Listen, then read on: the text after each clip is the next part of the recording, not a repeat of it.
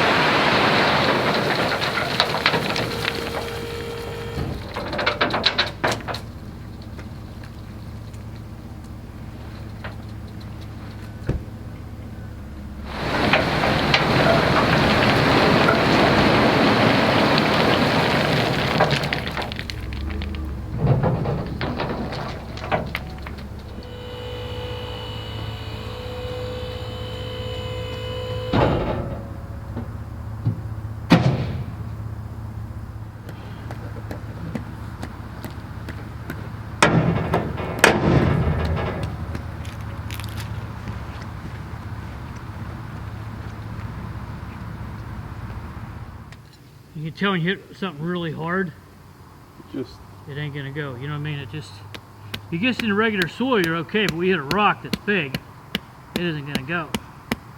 They actually work fairly well. They go around pretty well.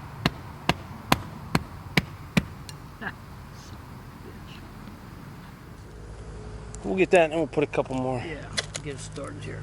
We'll be fine. Sometimes they snap. Let's see that. I've only had like 3 do that so far, so they're pretty good at it. Plastic spikes. I wasn't sure.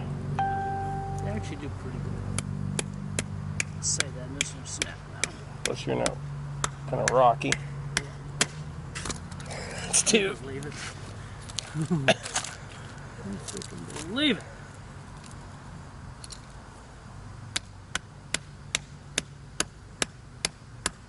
Come on now. Come on now. Easy. Easy. We're right at the very end. Yeah, I'm going to hit that crooked road. If you go into the pool house, there's a roll It's like 30 inches wide, a strip, big strip. Just bring it on. Now, were you gonna I was thinking this end we ought to make a bend. Yeah. Yeah, I think you're right. Might come out a little bit or something, you know what I mean? Yeah, whatever. I'd end it right. I'd keep it square right where you're at there, and then we can pull it this way a little maybe. Yeah, yeah. I think you're right.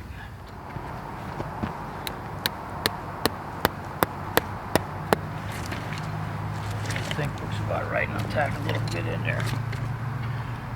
What do you think?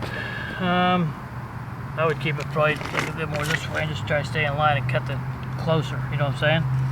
Yeah. Like that. Yeah. We could just totally round the corner. I was thinking bumping it out, but then that's something you'd have to learn. Yeah, we will keep it. I'd keep it straight to right here. Okay. So come in, and then we'll put some stone in this one, and we'll come back and run a string line over here. Okay. You know what I mean? Yep. And then we'll just decide what we want to leave for the turn. It'll bend around that much, no problem. Yeah.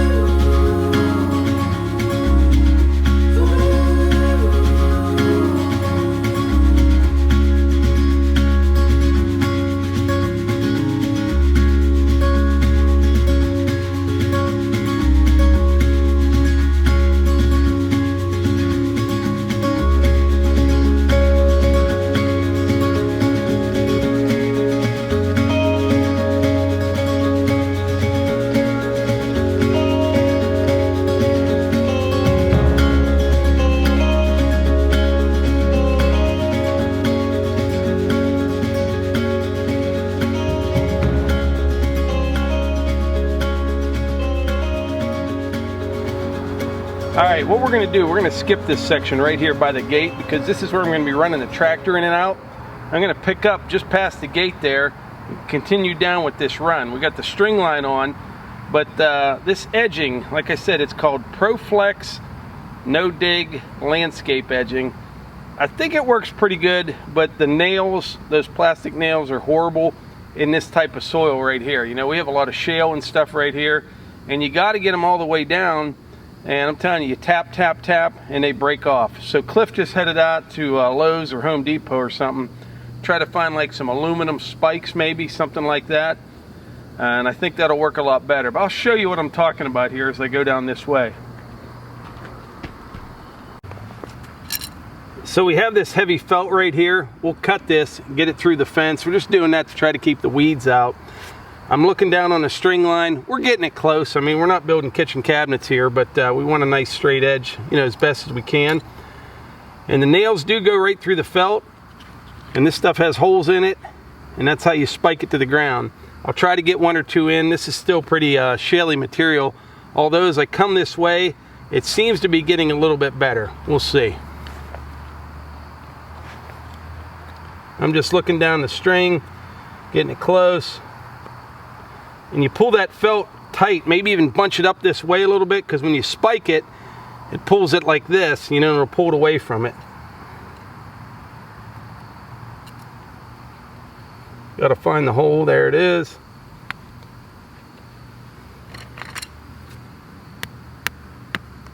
This one feels a little better so far. You kind of hold on to it, and you just have to tap it and hit it square each time, because if you don't, that one's going in good, real good. Nope, see that? Broke off right at the very end.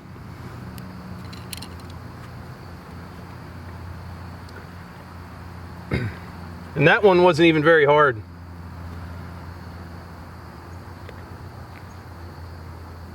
Pull it over a little bit.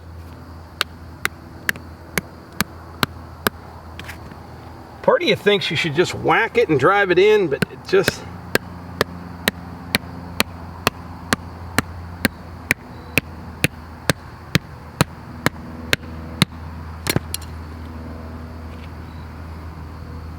And the thing is, if you don't drive them all the way down, you know, you're kind of defeating the purpose. You want to get it tight to the ground, because it'll slide up and down on it.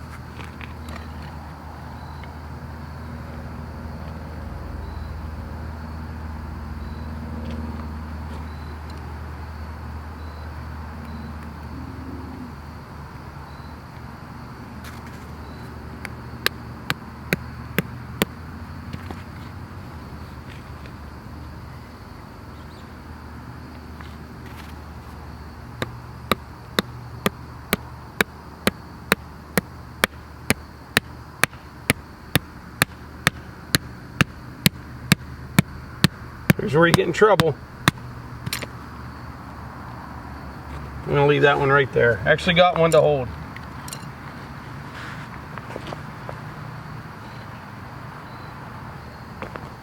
So as far as the actual wedging goes, I mean, I think it's pretty good stuff. You can go around bends with it, but the nails in this type of soil are pretty much worthless. You break 3 times more than you actually get in. Hopefully Cliff finds something that works better. But yeah, that's the only downside I see so far to this. That's just not working out with the plastic nails. Plastic nails, that doesn't even sound right. I'm not sure if they make this edging a little bit taller. That would be kind of nice, I think. Maybe something at least 3.5 inches high. But this should work out. This will give you kind of an idea of what we're shooting for here. Have the river rock right next to the concrete and around the fence. We'll bring the topsoil right up to the top of the edging. It should work out pretty well as soon as we get past this little nail issue. The nails definitely don't work in shaly material. And shale isn't very hard, really. It's not like you're pounding in a solid rock. So hopefully he can find something, get back, work a lot better. There's a good look at the pool house. Also, what I think I'll do, we have a load of topsoil coming on Monday. So Monday night I'll be over here spreading it. We were gonna have it come today, but they're calling for rain tomorrow, and then you'd have to cover it all up and all that. But also this area right over in here, I don't know, there were 7 or 8 trees in there. When we cleared this for the pool, I took all them out. I took them out stumps and all. So maybe where those big humps and bumps are, I may kind of, you know, bring the tiller over, till that all up, it'll save a little bit on topsoil. Try to level up what's here first with the tiller and see if we got any decent dirt there. That should work pretty well. So this measures 1 3/4 inches. Like I said, if it was maybe 3 inches or 3.5 inches tall, probably be a little better for what we're doing here, but all in all, it's a pretty decent product. You know, like I said, it's flexible, but yet rigid. But the nails, not so much, at least in this type of soil right here. You're kind of beating your head against the wall trying to use them here. This comes in a 100-foot roll, and I think it costs about 50 bucks. And they give you a bunch of nails, but you can order extra nails, which Cliff did, anticipating that we would break a few of them. We had no idea, though, that we would break 4 or 5 for every one that we got in the ground. So anyway, I'm going to give Cliff a call, see if he had any luck picking up some maybe big spikes or something that would work better than these. And then I'll report back in the next video how we're making that. But anyway, like I always say, if you enjoy these videos, please hit the like button, click subscribe, and share them with your friends. Thanks.